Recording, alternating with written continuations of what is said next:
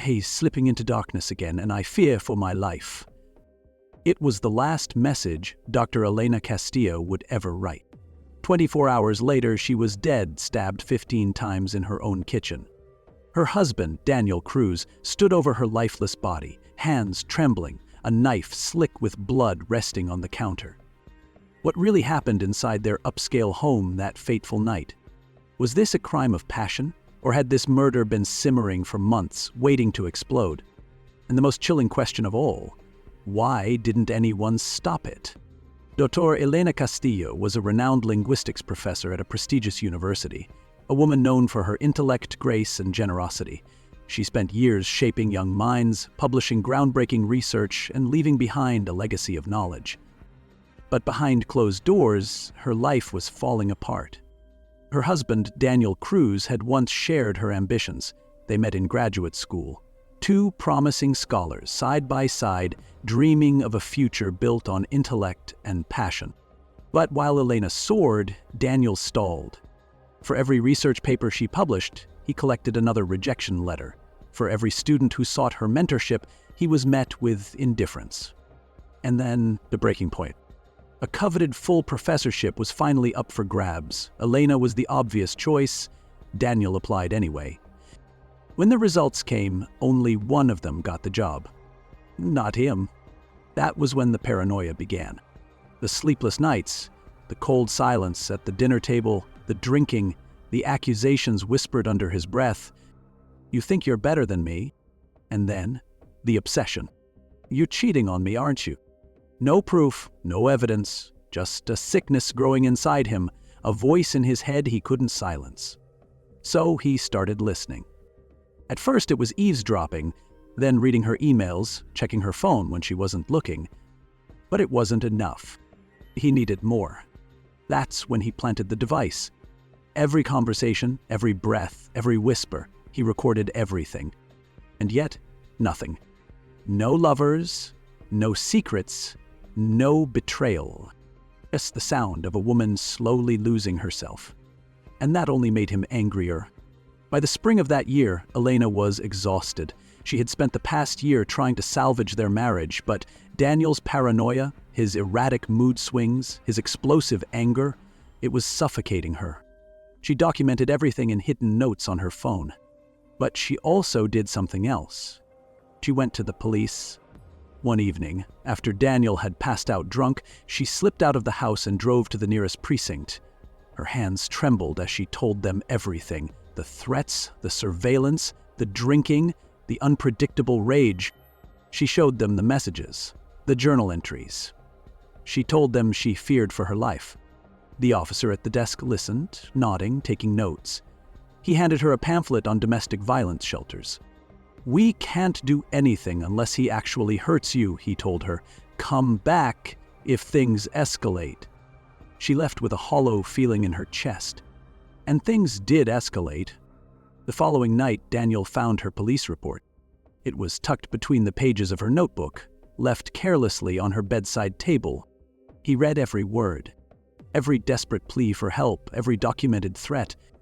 He knew now, and that changed everything. An entry from months earlier read, "Gets drunk and threatens me, falls down the stairs and blames me." Another, "I can't take this anymore. He watches me like a hawk, accuses me of things that aren't real. I'm walking on eggshells in my own home." But the most chilling entry came just one day before her murder. "I reported him. They said there was nothing they could do. Now he knows, and I fear for my life." She was right to be afraid, because that same day, Daniel made a confession to a close friend. "Sometimes I just want to kill her, just to get it over with."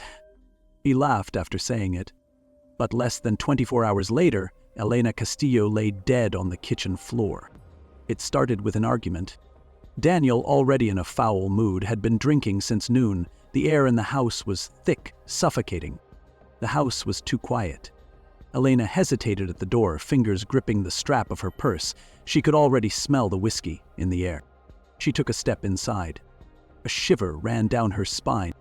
She wasn't sure if it was the alcohol on his breath, the emptiness in his eyes, or the quiet way he shut the door behind her. But something told her she wasn't making it out of that house alive. The tension in the courtroom was suffocating. Every seat was filled, journalists scribbling furiously, spectators whispering, cameras capturing every movement. The nation watched, waiting for justice. Victor Ramirez sat at the defendant's table, dressed in a charcoal gray suit, his face carefully composed. His once disheveled appearance had been polished for the jury. His dark eyes, however, remained hollow. The prosecution had spent weeks dismantling his alibi. The evidence was stacked against him. Elena's hidden journal entries, the planted listening device, the self-inflicted wounds that screamed of deception. But Victor's defense team wasn't backing down. Their strategy was clear: paint Elena as unstable, volatile, and capable of violence. It was a classic playbook: turn the victim into the aggressor. And as the defense attorney rose to cross-examine the lead detective, Victor's last gambit was set in motion. "Detective Moreno," the attorney began smoothly, pacing in front of the jury, "isn't it true that my client had injuries as well?" The detective barely blinked. "Yes."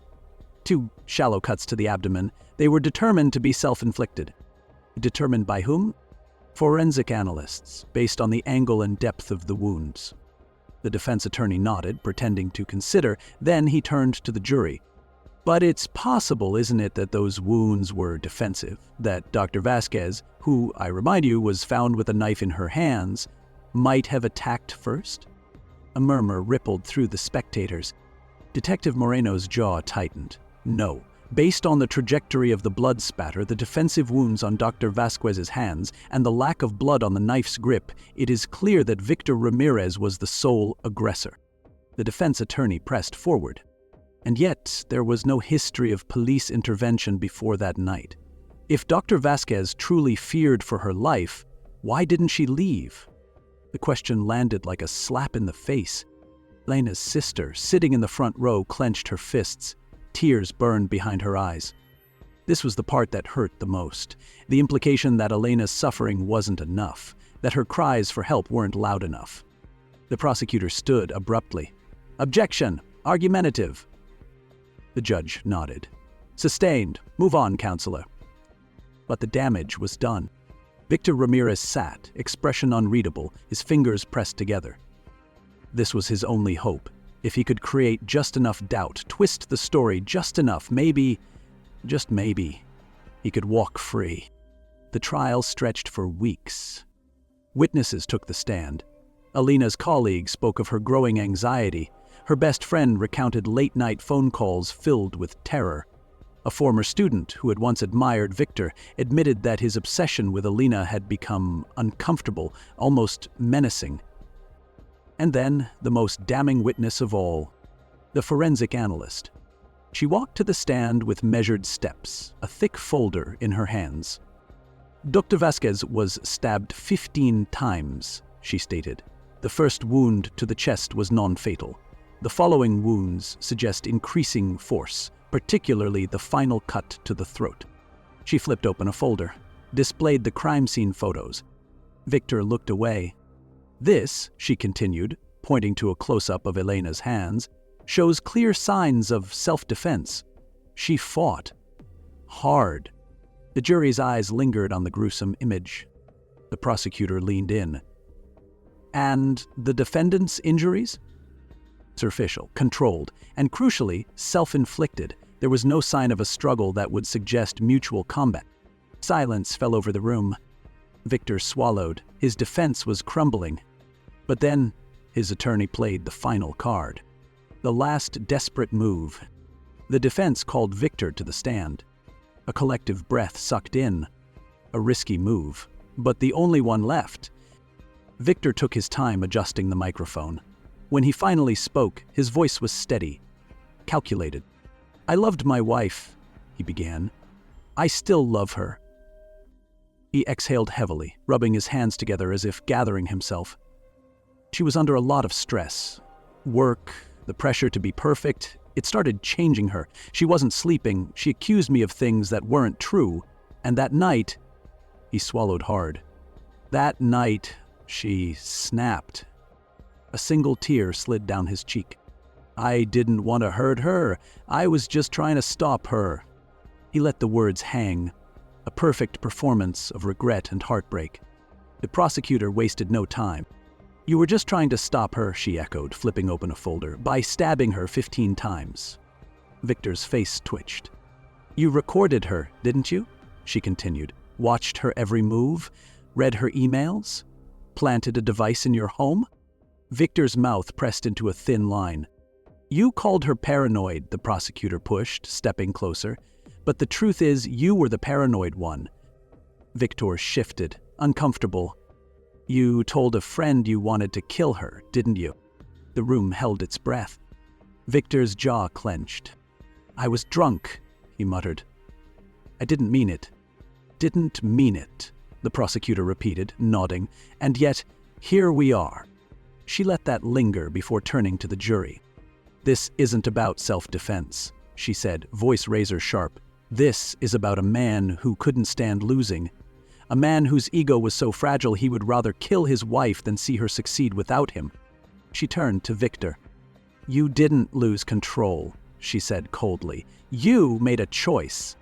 Victor swallowed, his carefully constructed mask cracking.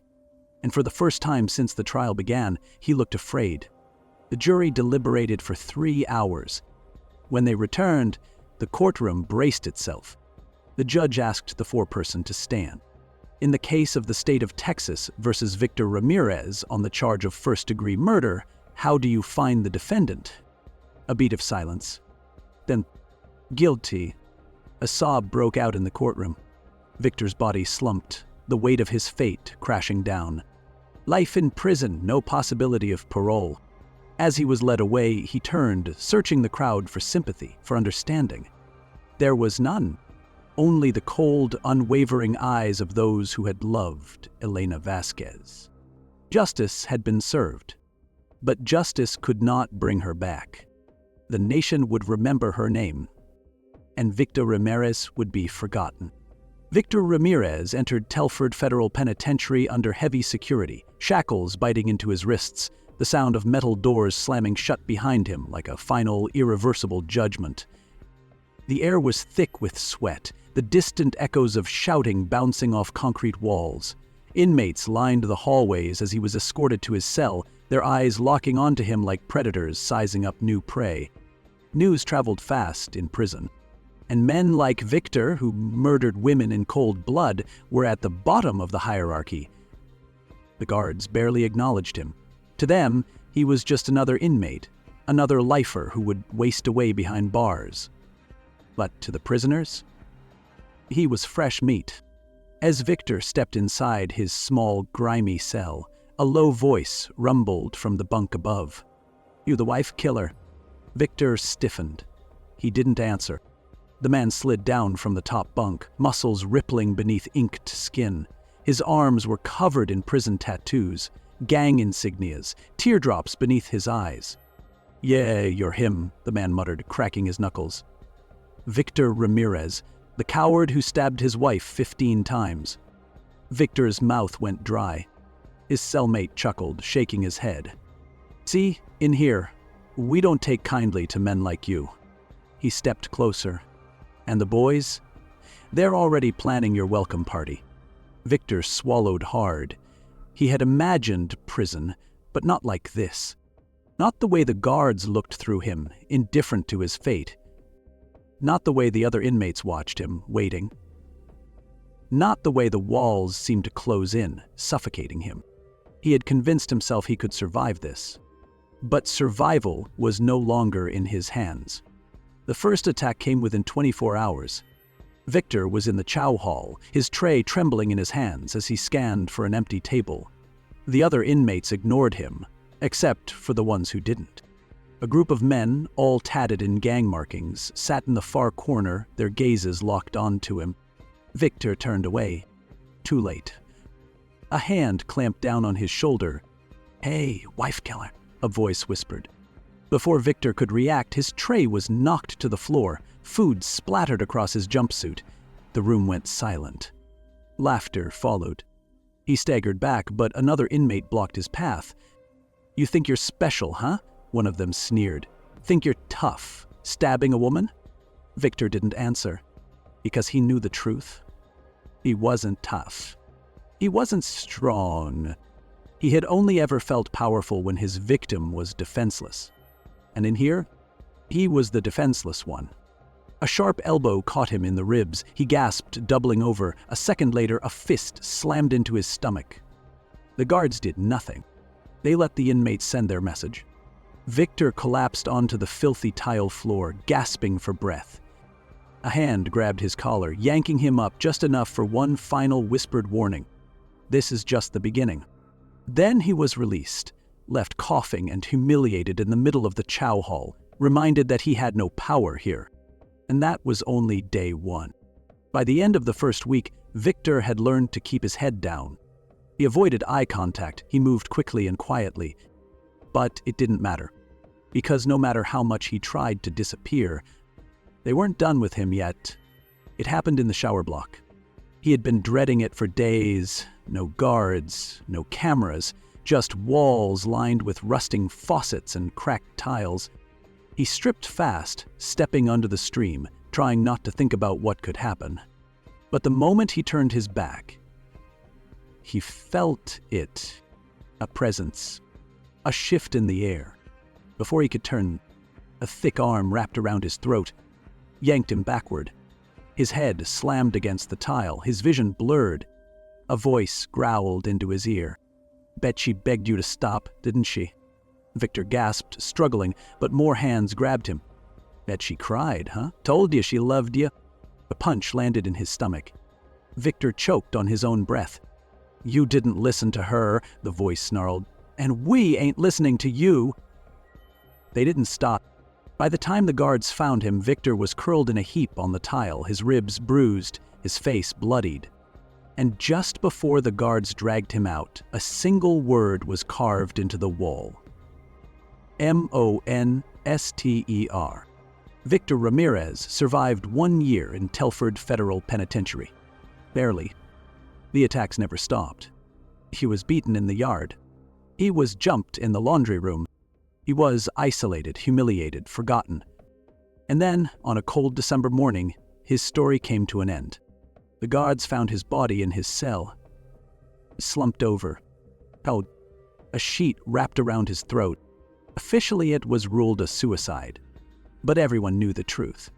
Victor hadn't ended his own life. Prison had done it for him.